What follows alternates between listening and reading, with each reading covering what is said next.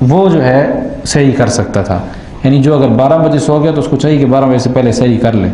لیکن جو سو جاتا تھا اس کا روزہ سونے سے شروع ہو جاتا تھا۔ اب صحابہ کے لیے مشکلات ہوتی تھی، کیونکہ آج کل کا دور تو نہیں تھا کہ رات کو سونے کے عادی نہ ہو، رات کو سونے کے عادی تھے، صبح تو نہیں سوتے تھے وہ، تو روزوں کی رات میں وہ جب سوتے تھے تو پھر اٹھتے تھے تو ان کے لیے بیویوں سے اپنی حاجت پوری کرنا مشکل ہوتا تھا۔ تو یہ ایک ان کے لیے ایک اللہ تعالیٰ کی طرف سے آزمائش بھی تھی، یعنی ایک حکم تھا، بہرحال وہ مان رہے تھے اس کو، تو اللہ تعالیٰ نے اس حکم کو ان سے اٹھا دیا، اس چیز کو، اس سختی کو، یعنی جو وہ حکم نازل کیا گیا تھا اس کو دور کر دیا۔ کہا احل لکم، تمہارے لیے حلال ہے، لیلۃ الصیام، روزوں کی رات میں، الرفث الی نسائکم، بے تکلف صحبت کرنا، نسائکم اپنی بیویوں کے ساتھ، ہن لباس لکم، وہ تمہارا لباس ہیں، وانتم لباس لہن، اور تم ان کا لباس ہو، علم اللہ انکم، اور بے شک اللہ تعالیٰ جانتے ہیں کہ انکم کنتم، تم اپنے آپ سے خیانت کرتے تھے، یعنی تختانون انفسکم، تم اپنے آپ سے خیانت کرتے تھے، فتاب علیکم، پس ہم نے تم پر عنایت کی، یعنی اللہ تعالیٰ نے تم پر عنایت کی، وعفا عنکم، اور تمہاری غلطی معاف فرما دی۔ یعنی کچھ صحابہ تھے، ایک صحابی تھے غالباً ان کا نام تھا قیس بن سلمہ انصاری، یا غالباً جو بھی نام تھا، تو وہ اسی طرح اپنی اہلیہ سے صحبت کر بیٹھے، حالانکہ اللہ تعالیٰ کی طرف سے منع کیا ہوا تھا۔ تو بعض صحابہ یہ کام کر رہے تھے اور پریشان بھی تھے، کیونکہ حاجت طبعی تقاضا اس کو پورا کر بیٹھتے تھے۔ تو اللہ تعالیٰ نے کہا میں جانتا ہوں کہ تم اپنے آپ سے خیانت کر رہے تھے، مطلب پریشان تھے، تم اندر اندر ہی کڑ رہے تھے کہ یار یہ کیا ہو رہا ہے ہمارے ساتھ، ہمارا روزہ ٹوٹتا ہے۔ فتاب علیکم، تو اللہ نے تم پر عنایت کر دی اور تم سے اس سختی کو اٹھا لیا کہ بھئی تم سحری تک سو جاؤ، جو مرضی یہ کرو، سو کر اٹھ جاؤ، سحری کرو، جو بھی کر سکتے ہو کرو۔ فالآن باشروہن، پس چنانچہ پس تم مباشرت کرو، یعنی ہم بستری کرو اپنی بیویوں کے ساتھ، وابتغوا، اور تلاش کرو، ما کتب اللہ لکم، جو اللہ تعالیٰ نے تمہارے لیے لکھ دیا ہے۔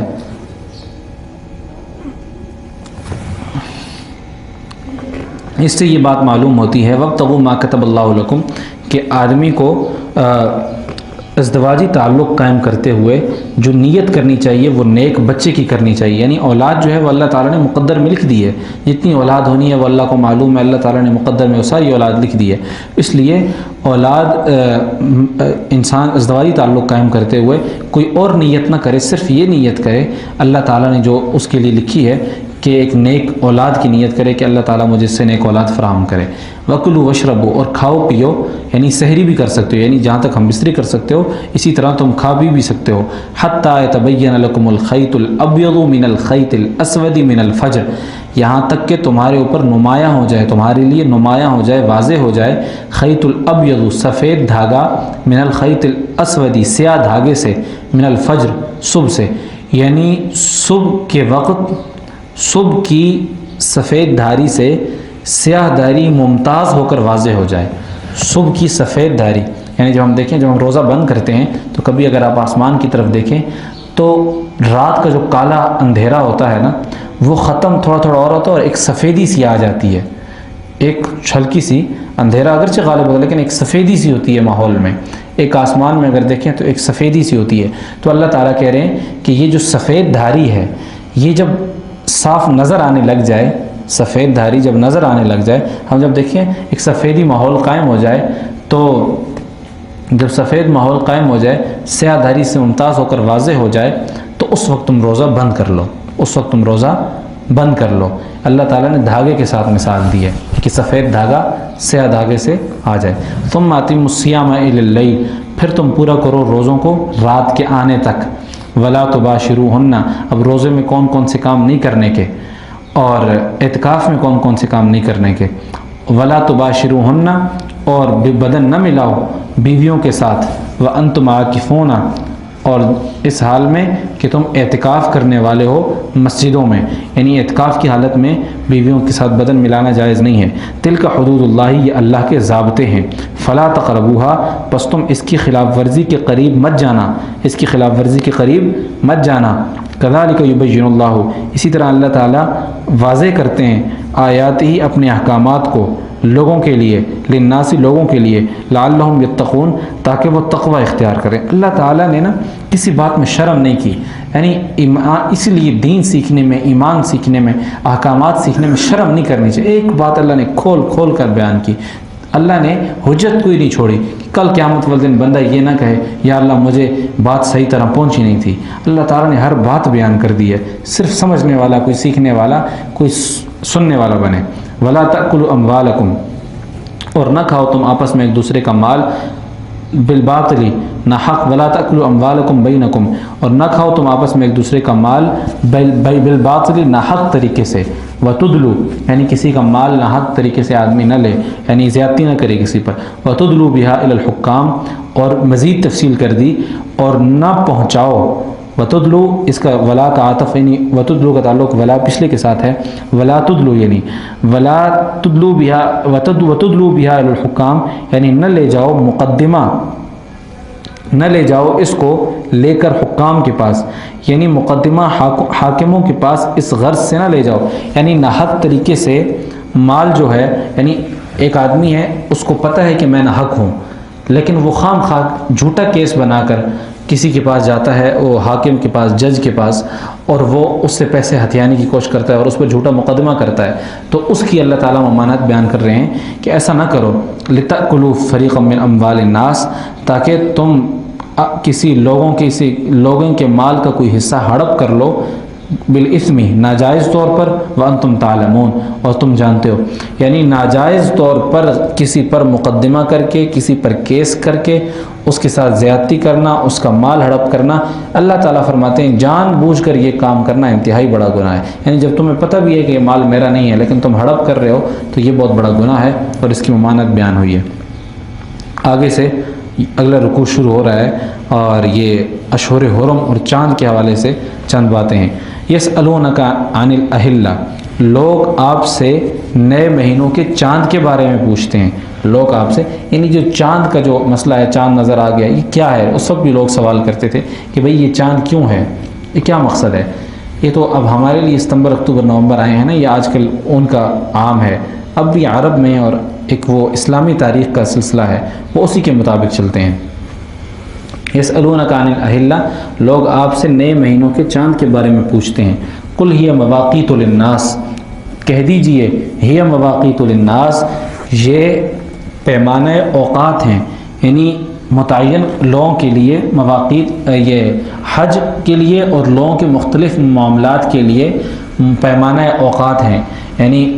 لوگوں کے مختلف معاملات کیا ہیں، میں آپ کو کہتا ہوں کہ میں آپ کو 10 رمضان تک یہ دوں گا، 10 رمضان کو مجھے آپ سے یہ لینا ہے، ہم 10 رمضان کو فلاں جگہ جائیں گے۔ اب یہ ایک معاملات ہیں، اللہ تعالیٰ کہتے ہیں یہ جو چاند ہے، مہینے ہیں، یہ میں نے لوگوں کی آسانی کے لیے رکھے ہیں، کہ چاند کے جو میں نے گردش چاند نظر آتا ہے، چاند پہلی کا چاند، دوسری کا چاند، تیسری کا، 14ویں کا، 15ویں کا، یہ لوگوں کی آسانی کے لیے رکھا ہے کہ لوگ اپنے معاملات آسانی سے کر سکیں۔ والحج، اور حج کے لیے، یعنی 9ویں 10ویں 11 12 ذوالحجہ جو ہے حج کا مہینہ ہے، لوگ تاکہ اس میں حج کر سکیں، حج کے لیے میں نے یہ نظم رکھا ہے چاند کا۔ ولیس البر، نیکی یہ نہیں ہے، بأن تأتوا البیوت، اب یہ مشرکین کو مخاطب کر رہے ہیں، یہاں سے ایک بات ہے اس کا رد ہے، انشاءاللہ ترجمہ دیکھ لیں پھر اس کے بعد وہ بات کرتے ہیں۔ ولیس البر بأن تأتوا البیوت، نیکی یہ نہیں ہے کہ لوگ اپنے گھروں میں آئیں، من ظہورہا، پشت کی طرف سے، یعنی نیکی یہ نہیں ہے کہ تم اپنے گھروں میں پشت کی طرف سے داخل ہو، پیچھے کی طرف سے، ولکن البر، بلکہ نیکی یہ ہے کہ تم نیکی یہ ہے کہ تقوی اختیار کرے، اور نیکی یہ ہے وَأْتُوا الْبُيُوتَ مِنْ أَبْوَابِهَا، کہ تم دروازوں سے داخل ہو، وَاتَّقُوا اللَّهَ لَعَلَّكُمْ تُفْلِحُونَ، اور اللہ تعالیٰ سے ڈرو تاکہ تم کامیابی حاصل کرو۔ مقصد یہ ہے کہ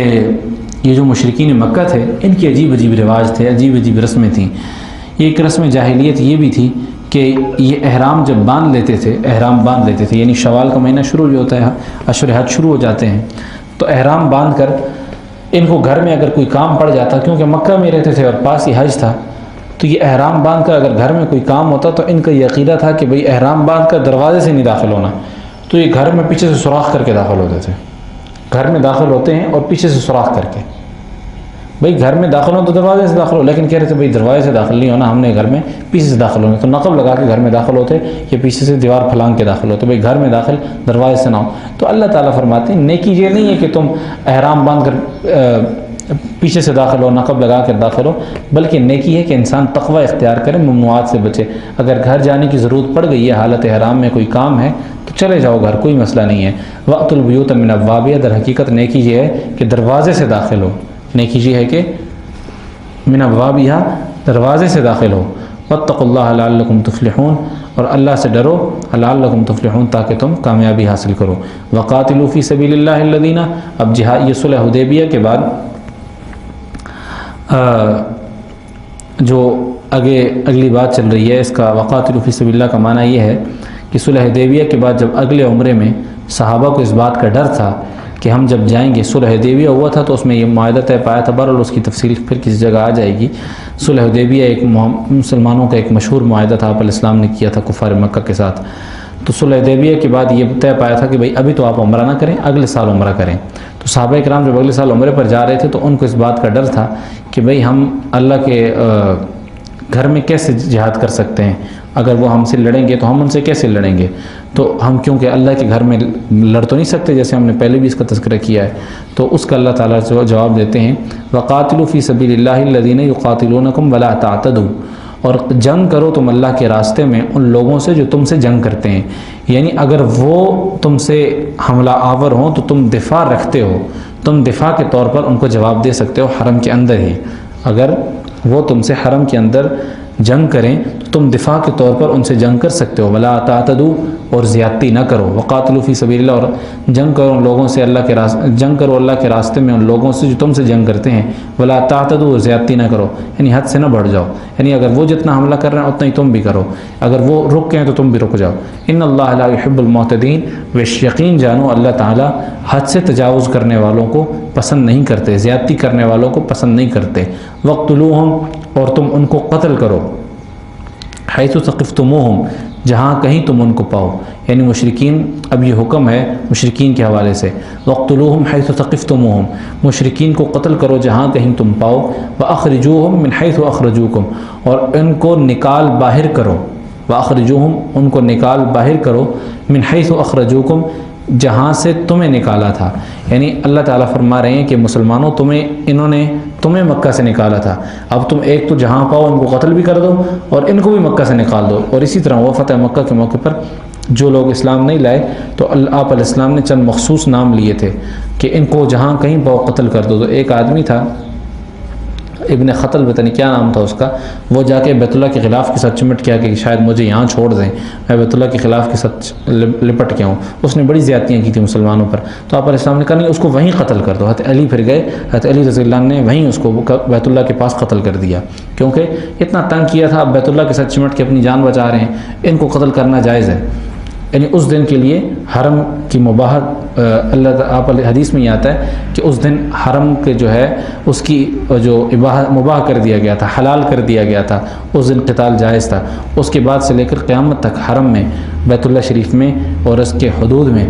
مسجد حرام کے ارد گرد جنگ کرنا، قتال کرنا حرام ہے۔ والفتنۃ اشد من القتل، اور فتنہ قتل سے سنگین برائی ہے، یعنی فتنے کا جو وہ مطلب ہے قتل کے بغیر، فتنہ فالفتنۃ اشد من القتل کا مطلب کیا ہے کہ فتنہ سنگین برائی ہے قتل سے، یعنی اگر ان کو یہ کہتے ہیں نا کہ قتل حرم میں کیوں ہو، کیونکہ حرم کی حرمت ہے، حرم میں قتل کی اجازت کیوں دی جا رہی ہے، اشکال پیدا ہوتا ہے۔ تو اللہ تعالیٰ کا فرمانا یہ ہے کہ بھئی یہ فتنہ پھیلا رہے ہیں، یہ فتنہ پھیلا رہے ہیں، تو جب فتنے کا سد باب، فتنے کو ختم کرنا قتل کے بغیر ممکن ہو تو ٹھیک ہے، لیکن جب ممکن نہ ہو فتنہ، مطلب وہ بندہ اگر اس کو قتل نہ کیا جائے تو وہ فتنہ پھیلا رہا ہو تو اس کو قتل کرنا ضروری ہے، خواہ وہ حرم میں کیوں نہ ہو، قتل کرنے کے سوا کوئی چارہ نہیں ہے، اس کو قتل کر دیا جائے۔ اور فتنہ تو اشد من القتل کا مطلب یہ ہے کہ ایک آدمی اگر اس کی جان لینی پڑ رہی ہے اور وہ فتنہ پھیلا رہا ہے، امت میں فساد پھیلا رہا ہے، تو اس کو قتل کر دیا جائے، کیونکہ قتل کے سوا کوئی چارہ نہیں ہے، کیونکہ فتنہ جو ہے وہ قتل سے برا ہے، کیونکہ قتل میں ایک آدمی کی جان جاتی ہے، فتنے میں ہزاروں لوگوں کی جانیں جاتی ہیں، ہزاروں لوگوں کا ایمان ضائع ہوتا ہے۔ ولا تقاتلوہم عند المسجد الحرام، اور قتال نہ کرو مسجد حرام کے پاس، حتی یقاتلوکم فی، جب تک وہ خود تم سے قتال نہ کریں، جب تک جنگ نہ کرو مسجد حرام کے پاس، جب تک وہ خود تم سے جنگ نہ کریں۔ فإن قاتلوکم، ہاں اگر وہ تم سے لڑائی کریں، فقتلوہم، بس تم ان کو قتل کرو، تم ان سے لڑائی کرو۔ کذالک جزاء الکافرین، ایسے کافروں کی یہی سزا ہے، یعنی حرم میں تب تک قتال نہ کرو جب تک کافر تم سے قتال نہ کرے، اگر کافر قتال پر آ جائے تو پھر کر دو قتال۔ فإن انتہوا، اگر وہ باز آ جائیں، فإن اللہ غفور رحیم، تو اللہ تعالیٰ بہت مہربان، سب پر مہربان، بہت بخشنے والا مہربان ہے، سب پر مہربان ہے۔ وقاتلوہم، اور ان سے لڑتے رہو، حتی لا تکون فتنہ، یہاں تک کہ فتنہ باقی نہ رہے، ویکون الدین للہ، اور دین اللہ کا ہو جائے۔ فإن انتہوا، اور اگر وہ باز آ جائیں، فلا عدوان، تو جان لو تشدد نہیں ہے، الا علی الظالمین، صرف ظالموں پر۔ اس آیت کا مقصد یہ ہے کہ جہاد کا اصل مقصد تو یہی ہے کہ کسی کو اسلام پر مجبور کرنا نہیں ہے، جہاد کا مقصد کسی کو اسلام پر مجبور کرنا نہیں کہ بھئی تم ڈنڈے کے زور پہ اسلام قبول کرو۔ جو جہاد کا مقصد اللہ تعالیٰ کی طرف سے جو ایک بہتر نظام ہے اس کو دنیا میں عام کرنا ہے۔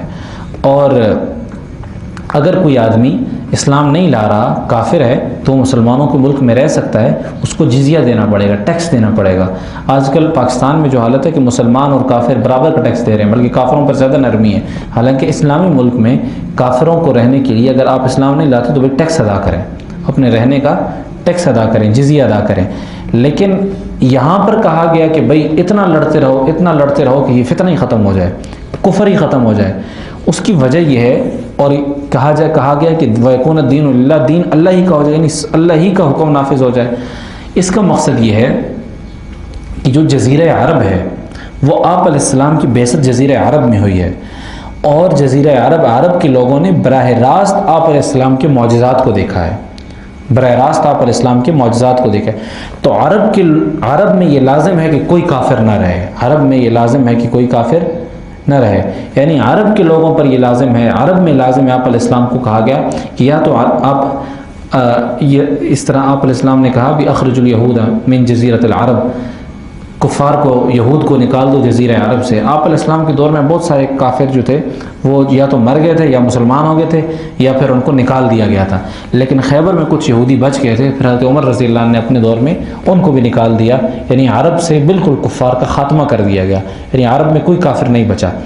تو جزیرہ عرب میں، یعنی عرب کا جو علاقہ ہے اس میں اب بھی کوئی کافر نہیں رہ سکتا۔ دو ہی چانس ہیں، یا تو وہ اسلام لے آئے، تین باتیں، یا تو وہ اسلام لے آئے، یا اس کو قتل کر دیا جائے، یا پھر جلا وطن کر دیا جائے، عرب سے نکال دیا جائے۔ رہ نہیں سکتا، جزیہ دے کر، ٹیکس دے کر جزیرہ عرب میں کوئی کام نہیں کر سکتا، رہ نہیں سکتا۔ لیکن ابھی تو کچھ حالات مختلف ہیں۔ اگر وہ باز آ جائیں تو جان لو کہ تشدد صرف ظالموں پر ہے، الا علی الظالمین، صرف ظالموں پر ہے۔ الشہر الحرام بالشہر الحرامی، حرمت والا مہینہ حرمت والے مہینے کے بدلے حرمت والا مہینہ ہے، حرمت والے مہینے کے بدلے حرمت والا مہینہ ہے۔ اس کا مطلب یہ ہے کہ یعنی اگر حرمت والے جو مہینے ہیں، 4 مہینے حرمت والے، یہ جو حرمت والے مہینوں کا بار حرمت مہینوں کو بھی تذکرہ آ گیا۔ پہلے حرم کی حرمت تھی کہ حرم جو ہے اس میں قتل قتال جائز نہیں ہے، لیکن جو حرمت والا مہینہ ہے، یہ حرمت والے مہینے کون سے ہیں؟ ذوالقعدہ ہے، ذوالحجہ ہے، اسی طرح 2 مہینے اور بھی ہیں، رجب اور شعبان۔ یہ ذوالقعدہ، ذوالحجہ اور یہ کچھ مہینے ہیں، دوسرے 2 مہینے رجب شعبان، ذوالقعدہ، ذوالحجہ، رجب اور شعبان، یہ 4 مہینے ہیں جو حرمت والے مہینے ہیں۔ ان میں جنگ کرنا جو ہے وہ جائز نہیں ہے، مطلب مسلمانوں کو نہیں چاہیے کہ وہ جنگ کریں، لیکن اگر کافر آپ پر حملہ کرتا ہے تو آپ اس کو جواباً حملہ کر سکتے ہیں۔ لیکن پھر بھی آگے پھر جو صحابہ کرام کا عمل یہ تھا کہ اگر ضرورت تھی کہ اس کے حملے کا خوف تھا تو حملہ کر لیتے تھے۔ والحرمات قصاص، تو حرمتوں پر بھی بدلے کے احکام، والحرمات قصاص، اور حرمتوں پر بھی، حرمتوں والے مہینوں پر بھی بدلے کے احکام جاری ہوتے ہیں، یعنی حرمت والے مہینے یعنی ذوالقعدہ، ذوالحجہ اور رجب شعبان میں بھی اگر کوئی حملہ کرتا ہے تو آپ جواباً اس پر حملہ کر سکتے ہیں۔ فمن اعتدى علیکم، اور اگر کوئی شخص تم پر زیادتی کرے، فاعتدوا علیہ، تو تم اس پر اسی کے بمثل ما تدا علیکم، تو تم اس پر زیادتی کرو، وہی اتنی ہی زیادتی کرو، ویسی ہی زیادتی کرو جتنی اس نے تم پر کی ہے۔ یعنی کوئی آدمی آپ پر کوئی زیادتی کرتا ہے یا کفار تم پر حملہ کرتے ہیں، تمہیں نقصان پہنچاتے ہیں، تو تم انہیں اتنا ہی نقصان پہنچاؤ جتنا انہوں نے پہنچایا ہے، حد سے آگے نہ بڑھو حرمات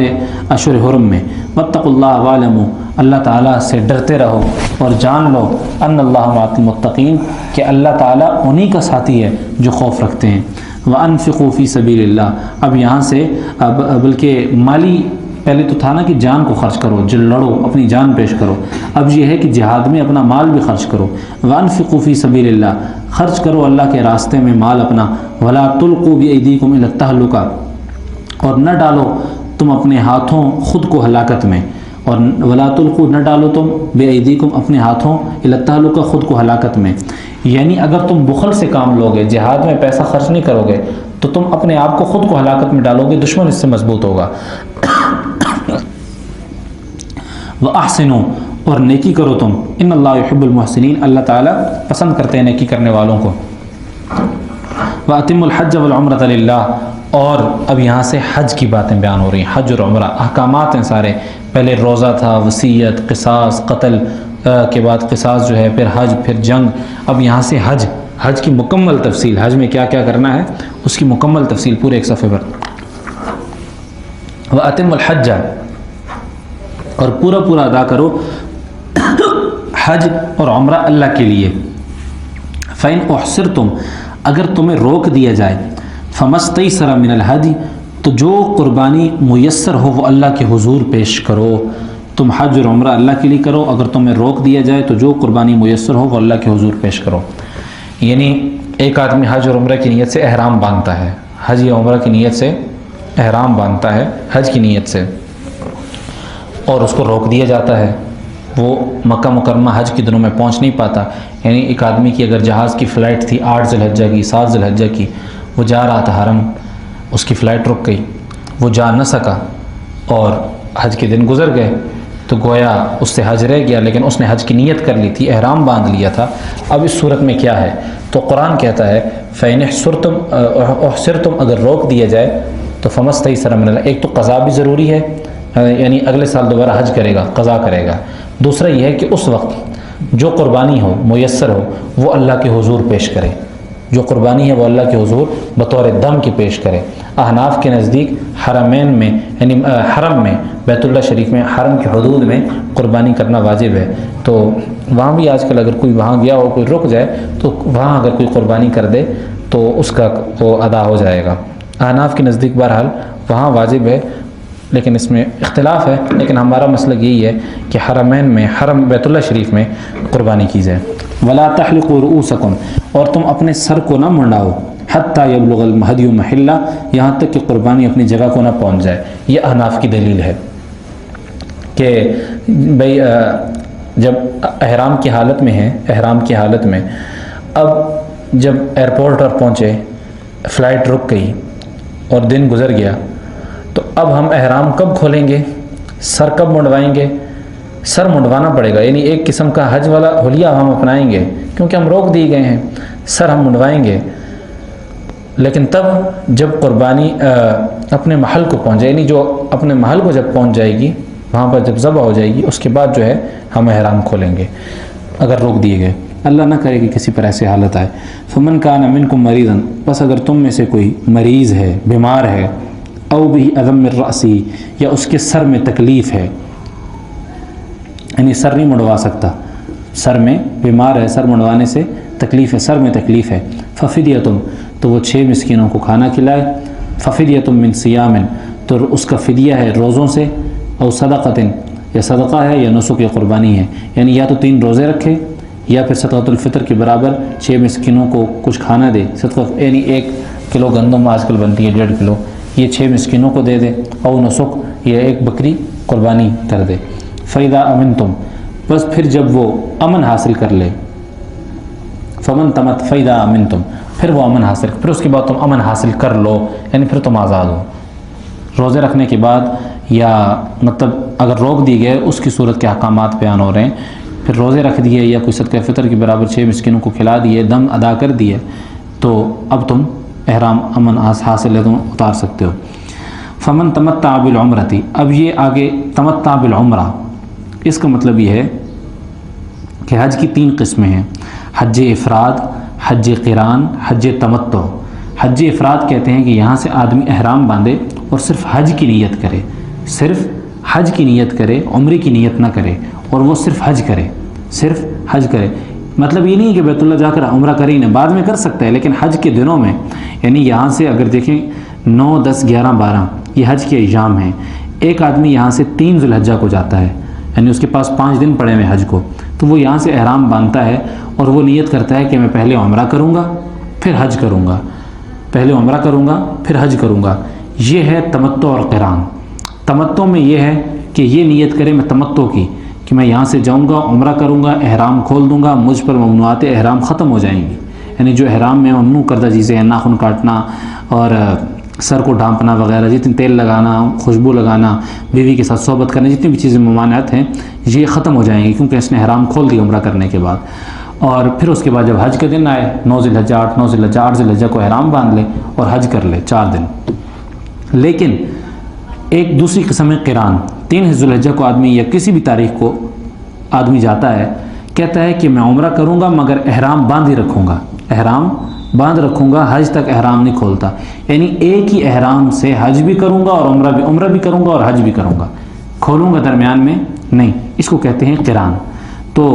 یہ حج تمتع کے بارے میں بیان ہو رہا ہے کہ اگر کوئی شخص، تو افراد وہ ہے کہ جس میں صرف حج کی نیت ہو، میں صرف حج کروں گا، ایک احرام میں عمرہ نہیں کروں گا۔ فمن تمتع بالعمرۃ، اور جو شخص بھی فائدہ اٹھائے بالعمرۃ الی الحج، عمرے کے ساتھ حج کا، عمرے کے ساتھ حج کا۔ احناف کے نزدیک قران افضل ہے، قران، کیونکہ اس میں ایک احرام کے ساتھ حج بھی اور عمرہ بھی ہے، اور اس میں مشقت زیادہ ہے، تو جس چیز میں مشقت زیادہ ہوتی ہے اس میں ثواب زیادہ ہوتا ہے۔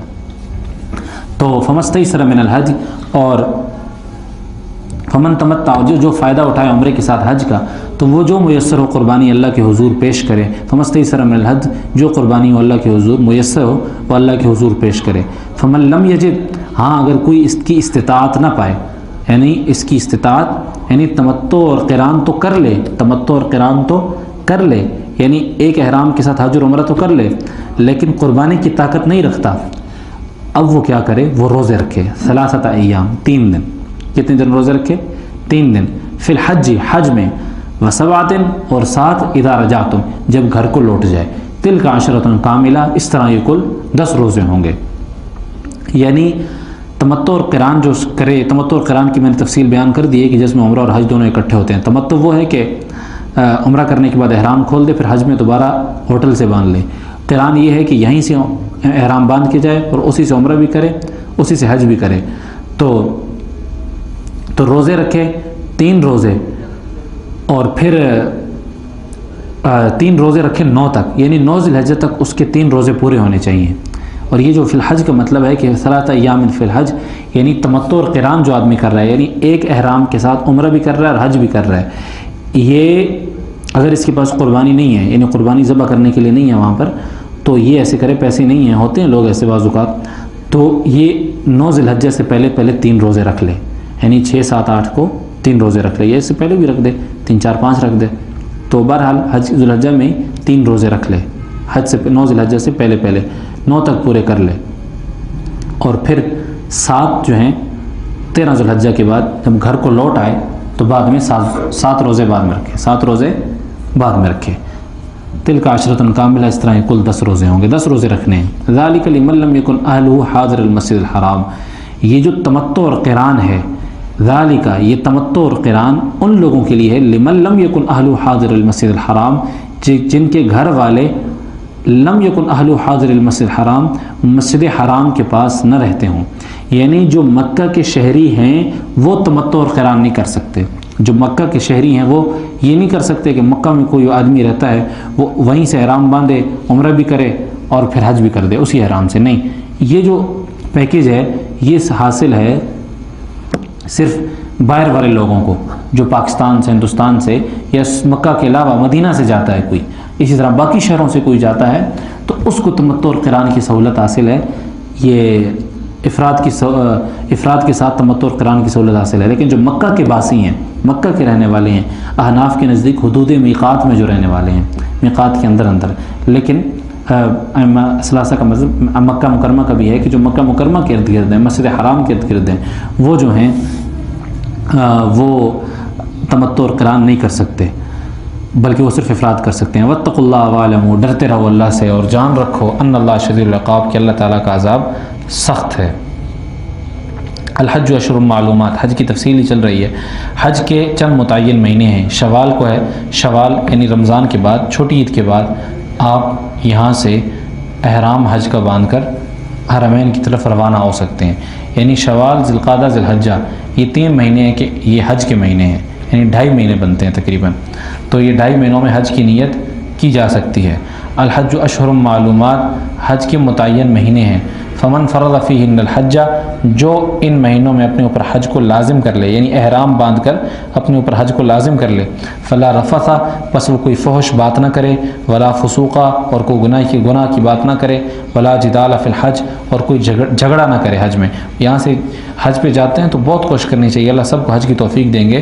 کسی کے بارے میں بدگمانی کرنا خصوصاً حکم ہے، فحش بات یا کوئی چھوٹا سا گناہ بالکل سوچا بھی نہ جائے، کیا بھی نہ جائے، اور خاص کر جب بندہ خاص کر اپنے گھر والوں کے ساتھ یا کسی کے ساتھ ہوتا ہے تو وہاں پر لڑائی کے چانسز بہت زیادہ ہوتے ہیں، کیونکہ بندہ سفر میں ہوتا ہے تو وہاں پر کنٹرول کرنا چاہیے، آدمی آپس میں جھگڑے سے بچے۔ وہاں تو خاص کر عمرے اور حج دونوں میں یہ وہاں پر عموماً ایسی فضا قائم ہو جاتی ہے کہ اختلافات کی نظر ہو جاتے ہیں، عمرہ اور رنجشوں کی نظر ہو جاتا ہے، تو برداشت کا مادہ کرنا چاہیے، جو برداشت کرے گا اللہ تعالیٰ اس کو اجر دے گا، برداشت تو خیر مرد ہی کرتے ہیں۔ وما تفعلوا من خیر یعلمہ اللہ، اور جو کوئی بھلائی کا کام کرتا ہے، نیکی کا کام کرتا ہے، اللہ تعالیٰ اس کو جانتے ہیں، اللہ تعالیٰ اس کی اس نیکی کو جانتے ہیں۔ وتزودوا، اور زاد راہ لے جایا کرو، فإن خیر زاد التقوی، بے شک بہترین زاد راہ جو ہے وہ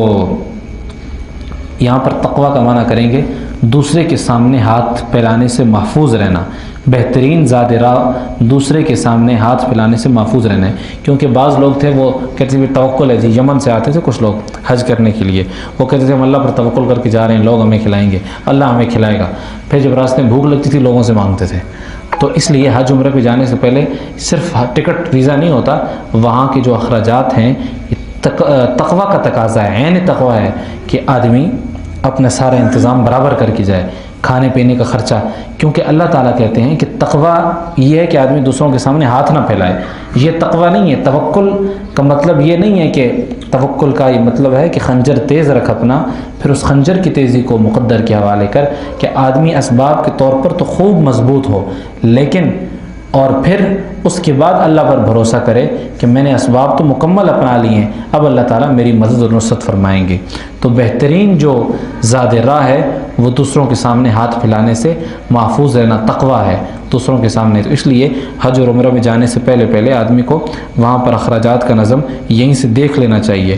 یہاں سے اللہ تعالیٰ خود اس کا حکم دے رہے ہیں۔ واتقون یا اولی الالباب، ڈرتے رہو میری نافرمانی سے، یا اولی الالباب، عقل والو میری نافرمانی نہ کرنا۔ لیس علیکم جناح، تم پر کوئی گناہ نہیں ہے، ان تبتغوا فضلا من ربکم، اللہ نے بڑی آسانی دی ہے کہ تلاش کرو تم پروردگار کا فضل، یعنی حج کے لیے پہلے دور میں، آج کل تو چلیں فلائٹ ہیں، 10 دن میں بندہ حج کر کے واپس آ جاتا ہے، 10-15 دنوں میں، اور اس کا خرچہ بھی لے جاتا ہے، لیکن آج کل بھی لوگ کچھ ایسا کام کرتے ہیں، ٹھیک ہے اس میں کوئی ممانعت نہیں ہے، یہاں سے کچھ چیزیں لے جاتے ہیں اور حرم میں جا کے بیچتے ہیں، وہاں پر اس کی خرید و فروخت کرتے ہیں، تو ٹھیک ہے کوئی مسئلہ نہیں ہے، کیونکہ اللہ تعالیٰ فرما رہے ہیں کہ تم پر کوئی گناہ نہیں ہے۔ پہلے دور میں تو ایسا ہوتا تھا کہ 3 4 مہینے پہلے لوگ نکلتے تھے،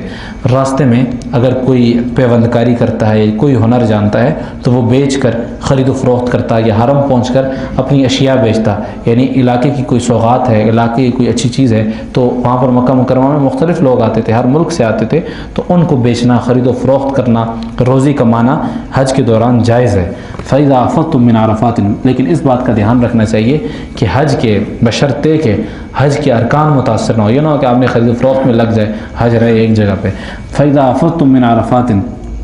پر جس وقت تم لوٹو عرفات سے، یعنی پھر جب تم عرفات سے روانہ، اب یہ حج کی تفصیل ہو رہی ہے ایک آیت میں، اس کو ذرا غور سے دیکھیں گے۔ اب پھر جب تم عرفات سے روانہ ہو، فذکر اللہ عند المشعر الحرام. اب عرفات سے جب آدمی آتا ہے،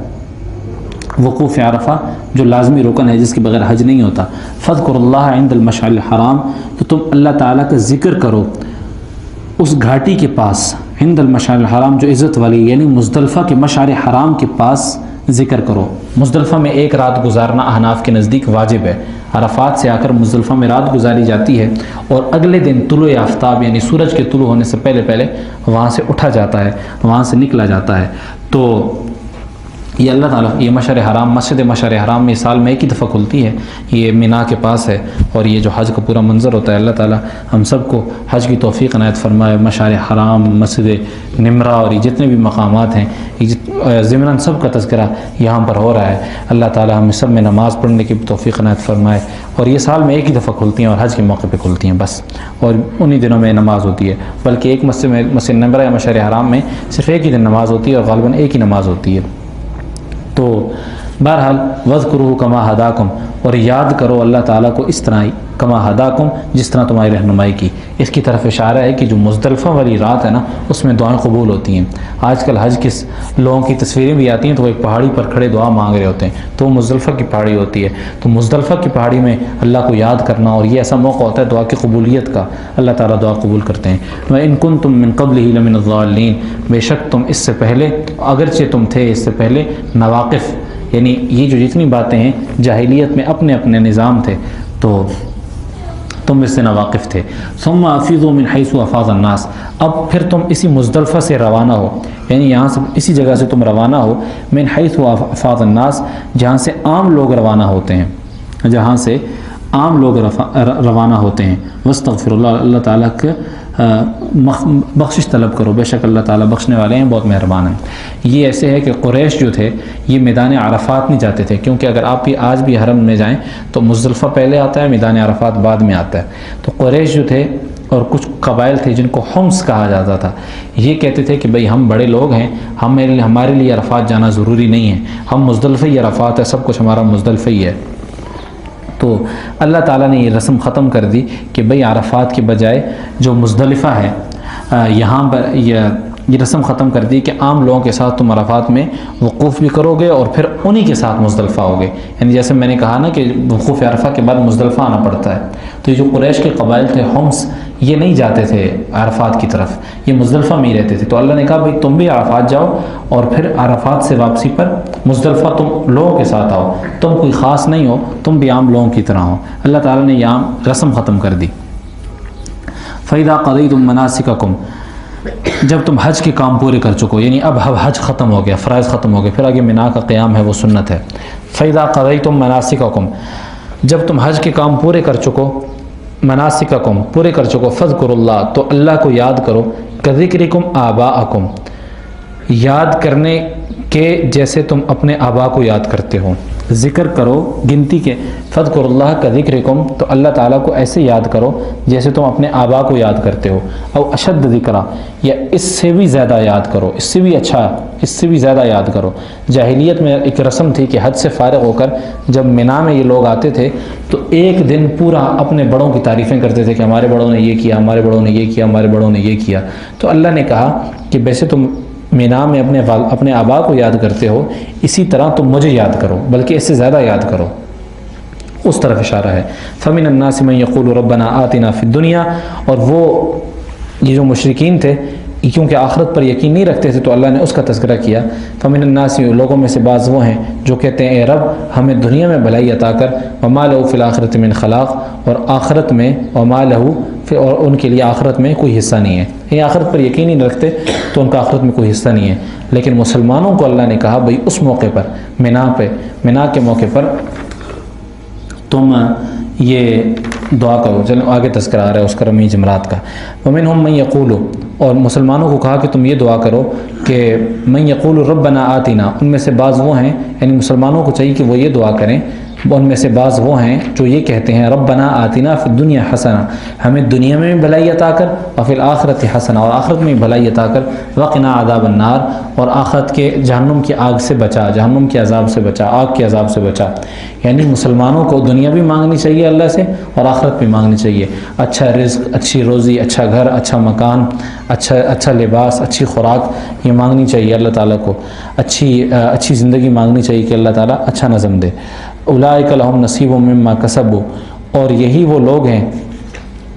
نصیب، جن کو حصہ ملے گا، مما کسبوا، جو ان کی کمائی کا، جو انہوں نے کمایا، ان کو کمائی کا حصہ ملے گا۔ واللہ سریع الحساب، اور اللہ تعالیٰ جلد حساب لینے والے ہیں۔ واذکروا اللہ فی ایام معدودات، اور یاد کرو تم اللہ کو ایام معدودات، گنتی کے چند دنوں میں۔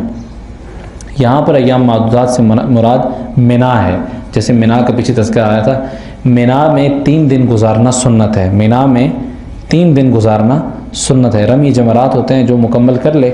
تو پہلے مکمل کر لے 2 دن میں، تو 2 دن میں چلا جائے، جس کا آگے تذکرہ آ رہا ہے۔ فمن تعجل فی یومین، پس جو شخص 2 ہی دن میں چلا جائے، فمن تعجل فی یومین، پس جو شخص 2 ہی دن میں چلا جائے، فلا اثم علیہ، اس پر کوئی گناہ نہیں ہے۔ یعنی جو اس کے بعد 12 منا کے بعد جو 11 12 ہیں، یہ 11 12 13 یہ 3 دن گزارنا سنت ہے۔ حج 9 10 کو ہو جاتا ہے، 11 12 13 کو یہ منا میں گزارنا سنت ہے۔ اگر کوئی آدمی 2 دن گزارتا ہے، اور لیکن یہ جو منا سنت ہے، لیکن کنکریاں مارنا واجب ہے، کنکریاں مارنا شیطان کو واجب ہے۔ تو منا میں جو قیام ہوتا ہے وہ اس وجہ سے ہوتا ہے کہ بھئی ہم شیطان کو کنکریاں ماریں گے، اس کے اوقات ہوتے ہیں۔ تو منا میں رہنا اچھا ہے۔ اگر کوئی آدمی اپنے ہوٹل میں رہتا ہے اور وہاں سے آ کے کنکریاں مارنے کے لیے آ جاتا ہے، لیکن مشکل ہے بہت یہ منا میں، اس لیے وہاں پر خیمے بھی ہیں، وہاں پر قیام کا نظم بھی ہوتا ہے۔ تو اگر کوئی 2 دن میں ہی کنکریاں مار لیتا ہے، 2 دن رہ لیتا ہے اور اس کے بعد چلا جاتا ہے، تو اس پر کوئی گناہ نہیں ہے۔ ومن تاخر فلا اثم علیہ، جو 1 دن بعد چلا جاتا ہے اس پر بھی کوئی گناہ نہیں ہے، جو 3 دن مکمل گزارتا ہے وہ بھی اچھا ہے۔ بہرحال لمن اتقا، یہ جو لمن اتقا ہے نا، یہ سارے خلاصہ ہے، یہ جتنی بھی تفصیل میں نے بیان کی ہے، اللہ تعالیٰ فرماتے ہیں حج کی، یہ اس شخص کے لیے جو تقوی اختیار کرے، جو ڈر گیا، جس کے دل میں میرا ڈر ہے، جو ڈرتا ہے وہ ان باتوں پر عمل کرے گا، منا میں قیام کرے گا، شیطان کو کنکریاں مارے گا، اور ممنوعات احرام ہیں ان کی پابندی کرے گا۔ واتقوا اللہ، اور ڈرو اللہ تعالیٰ سے۔ واعلموا انکم الیہ تحشرون، اور جان لو کہ تمہیں اسی کی طرف لے جا کر جمع کیا جائے گا۔ ومن الناس من یعجبک قولہ، اور لوگوں میں سے ایک وہ شخص ہے جس کی باتیں آپ کو اچھی لگتی ہیں، یعجبک قولہ، اچھی لگتی ہیں آپ کو اس کی باتیں، فی الحیات الدنیا، دنیاوی زندگی کے بارے میں، ویشہد اللہ، اور وہ اللہ کو گواہ بناتا ہے، علی ما فی قلبی، اس بات پر جو اس کے دل میں ہے، وہو الد الخصام، یہ الد دشمنوں میں، الد کٹر ہے، الخصام دشمنوں میں، یعنی بہت سخت دشمن ہے، دشمنوں میں سب زیادہ کٹر ہے۔ اب اس کا کیا مطلب ہے؟ اس آیت کا مطلب یہ ہے کہ اخنس بن شریق، یہ ایک آدمی تھا جو بڑی زبردست گفتگو کیا کرتا تھا۔ آپ علیہ السلام کے پاس آیا، اور آپ علیہ السلام کو آ کر اس نے کہا کہ یا نبی اللہ، میں اللہ کو گواہ بناتا ہوں، چکنی چپڑی باتیں کی، اور کہا میں ایمان لاتا ہوں، اللہ اس پر گواہ ہے جو میرے دل میں بات ہے، اور بڑی اس نے باتیں کی۔ اور واپسی پر جب ایمان لے آیا، ایمان لیکن اوپر سے لایا تھا، ایمان در حقیقت نہیں لایا تھا۔ جب اس پر سب کو اعتماد ہو گیا تو واپسی میں جاتے جاتے اس نے مسلمانوں کی کھیتیاں جلا دیں، فصلیں تباہ کر دیں، جانور ہلاک کر دیے، کچھ قتل بھی کر دیے، اور یوں چلا گیا۔ تو اس کی مذمت بیان ہو رہی ہے۔ آگے اللہ تعالیٰ تذکرہ کرتے ہیں، وَإِذَا تَوَلَّى، اور جب یہ اٹھ کر جاتا ہے، سعی، تو دوڑ دھوپ کرتا ہے زمین میں، لِيُفْسِدَ فِيهَا، کہ وہ زمین میں فساد پھیلائے، وَيُهْلِكَ الْحَرْثَ وَالنَّسْلَ، اور تباہ کرے فصلوں کو اور نسلوں کو، تباہ کرتا ہے فصلوں کو اور نسلوں کو۔ واللہ لا يحب الفساد، اللہ تعالیٰ فساد کو پسند نہیں کرتے۔ یعنی اس لیے اللہ تعالیٰ نے تذکرہ کیا کہ بھئی وہ جو آدمی تھا، اللہ مجھے گواہ بنا رہا تھا، اس کی مذمت بیان کی ہے۔ وَإِذَا قِيلَ لَهُ اتَّقِ اللَّهَ، جب کہا جاتا ہے ان سے اللہ سے ڈرو، اخذته العزہ، اب ہمارا بھی سب سے بڑا مسئلہ ہے، ہم اپنے غرور کے کر کے، اپنی عزت کے کر کے، اپنے خاندان میں ٹھاٹ باٹ کر کے بعض گناہوں کے کام کرتے ہیں۔ یعنی بعض گناہوں میں اگر ڈانس اور اس طرح کے جو غلط کام ہیں، یہ شادی بیاہ کے موقع پر رسم رواج ہوتا ہے، بھئی ڈانس کرتے ہیں۔ بعض اوقات کسی بندے کا دل چاہ بھی نہیں رہا ہوتا ہے کہ میں یہ جو غیر شرعی کام ہیں یہ نہ کروں، لیکن وہ کہتا ہے یار خاندان کیا کہے گا کہ میں کیا بن چکا ہوں. اخذتہ العزہ، اخذتہ العزہ، اسی کی طرف اشارہ ہے کہ جب کہا جاتا ہے بھئی اللہ سے ڈرو تو اس کو غرور، اس کا ترجمہ بڑا زبردست ہے، اس کا ترجمہ کیا گیا ہے اخذتہ العزۃ بالاثم، اس کو غرور گناہ پر آمادہ کرتا ہے، اس کو غرور، اس کو غیرت، عزت گناہ پر آمادہ کرتی ہے، یعنی بھئی میری عزت ختم ہو جائے گی، عزت کی وجہ سے وہ گناہ پر آمادہ ہوتا ہے، حالانکہ دل کہہ رہا ہوتا ہے کہ بھئی نہ کروں گناہ، لیکن وہ اس موقع پر گناہ کرتا ہے صرف اپنے غرور کے کر کے بالاثم. تو اللہ تعالیٰ ایسے شخص کے بارے میں کیا کہتے ہیں؟ فحسبہ جہنم، ایسے شخص کو تو جہنم ہی راس آئے گی، ایسے شخص کو تو جہنم ہی راس آئے گی جو صرف غرور کے کر کے، عزت کے کر کے میرے احکامات، مجھ سے نہیں ڈرتا، یعنی دل کہتا ہے کہ یہ کام غلط ہے نہ کروں لیکن لوگوں کے کر کے کرتا ہے. اللہ تعالیٰ کہتے ہیں ایسے شخص کو جہنم ہی راس آئے گی، اس کو جہنم ہی کافی ہے. وبئس المہاد ولبئس المہاد، اور بڑا برا بستر ہے جہنم، بڑا برا بستر ہے، برا بچھونا ہے. ومن الناس من یشری، صحابہ کے فضائل بیان ہو رہے ہیں، پیچھے اب منافقین کی فضیلت، اب صحابہ کے فضائل. ومن الناس من یشری، اور لوگوں میں سے بعض وہ ہیں جنہوں نے، لوگوں میں سے بعض وہ ہیں ومن الناس من یشری، جنہوں نے اپنی جان کے عوض اللہ کی خوشنودی کی خاطر اپنی جان کا سودا کیا ہے، اللہ کی خوشنودی کی خاطر اپنی جان کا سودا کیا ہے، یعنی اپنی جانیں صحابہ نے کھپا رکھی تھیں دین کے لیے، صحابہ نے دین کے لیے اپنی جانیں کھپا رکھی تھیں. ان کا اللہ تذکرہ فرما رہے ہیں کہ لوگوں میں سے بعض وہ ہیں جنہوں نے اپنی جان کا سودا کیا ہے اللہ تعالیٰ کی خوشنودی کی خاطر، رضا کی خاطر. واللہ رؤوف بالعباد، اللہ تعالیٰ ان پر بڑا، ایسے بندوں پر بڑا مہربان ہے جو اللہ کی خاطر گناہوں کو چھوڑتے ہیں، اللہ کی خاطر جان کو کھپاتے ہیں، اللہ تعالیٰ ان پر بڑا مہربان ہے. یا ایھا الذین آمنوا ادخلوا فی السلم کافہ، اے ایمان والو اسلام میں پورے داخل ہو جاؤ. ولا تتبعوا خطوات الشیطان، اور تم شیطان کے نقش قدم پر نہ چلو. انہ لکم عدو مبین، وہ تمہارا کھلا دشمن ہے. یعنی پورے اسلام میں داخل ہو جاؤ، اسلام کے ہر حکم کو مانو. فإن زللتم، اگر تم پھسل گئے من بعد ما جاءتکم البینات، تمہارے پاس روشن دلائل آنے کے بعد، یعنی روشن دلائل آنے کے بعد بھی اگر تم پھسل گئے، یعنی دین سے ہٹ گئے، یعنی پتہ لگ گیا کہ یہ کام غلط ہے لیکن اس کے بعد بھی تم اس کو کرتے رہے، فَاعْلَمُوا أَنَّ اللَّهَ عَزِيزٌ حَكِيمٌ، تو بس یہ یاد رکھو ان اللہ عزیز الحکیم، کہ اللہ تعالیٰ کا اقتدار بھی کامل ہے اور حکمت بھی کامل ہے. هل ينظرون، یہاں سے ایک کفار کے بارے، کفار کا تذکرہ ہے، آخری آیت ہے اس ربع کی. هل ينظرون، نہیں انتظار کرتے اس کے سوا وہ کسی بات کا کہ اللہ تعالیٰ آئے ان کے پاس بادل کے سائبان میں خود آ جائیں. بادل کے سائبان میں اللہ، وہ نہیں